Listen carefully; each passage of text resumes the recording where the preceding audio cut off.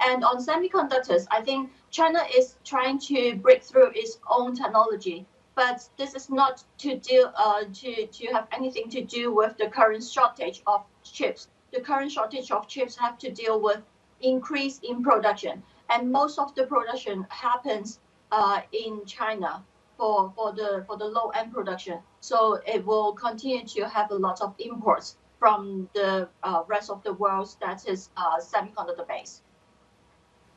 Okay, so Iris, just unpack that a little bit more for us. With regards to the chip shortage, of course, China needs those chips to manufacture electronics and goods. How material is the contagion if the chip shortage gets worse? And are we going to see that being reflected in the export numbers, perhaps, in coming quarters?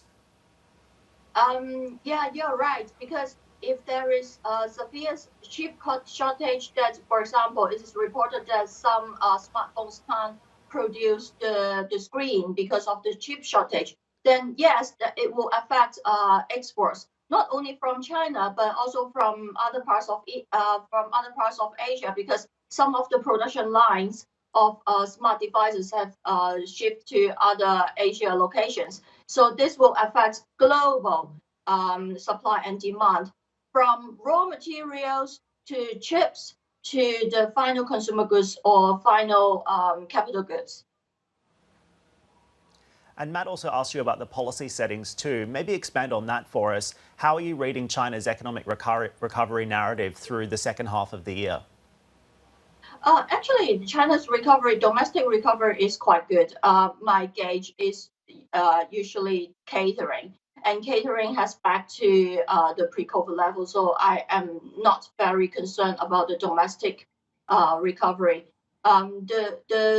The two things that concern me is, first one, export demand, whether US and Europe can contain COVID throughout the rest of the year.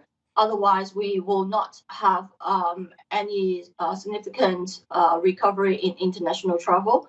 Apart from that, is technology war. How much extra pressure would US and its allies put on China? Because that also means the production capability and also the future growth of China.